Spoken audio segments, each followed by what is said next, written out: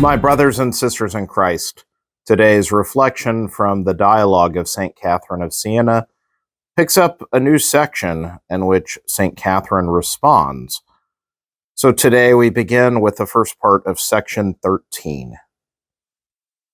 Then the soul was restless and aflame with tremendous desire because of the unspeakable love she had conceived in God's great goodness, when she had come to see and to know the expanse of his charity. How tenderly he had deigned to answer her petition and give her hope in her bitterness. Bitterness over God's being offended and holy churches being ravaged, and bitterness over her own wretchedness, which she saw through knowledge of herself. Her bitterness was softened and at the same time grew, for the Supreme Eternal Father, now that he had shown her the way of perfection, was showing her in a new light how he was being offended and souls were being harmed. As the soul comes to know herself, she also knows God better, for she sees how good he has been to her. In the gentle mirror of God, she sees her own dignity, that through no merit of hers, but by his creation, she is the image of God. And in the mirror of God's goodness, she sees as well her own unworthiness, the work of her own sin.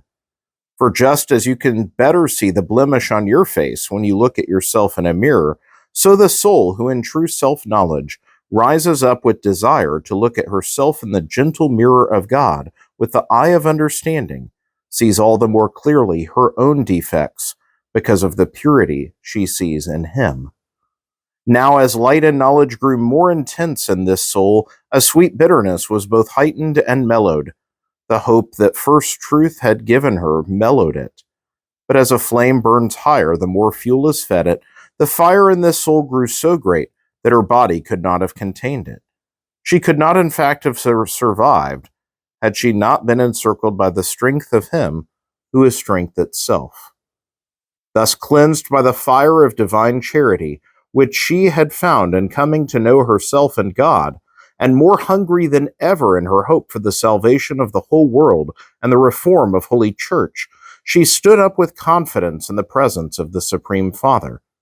She showed him the leprosy of Holy Church and the wretchedness of the world, speaking to him as with the words of Moses. My brothers and sisters, that is the setup for Catherine's words, and we'll pick up with those tomorrow. May God bless you all.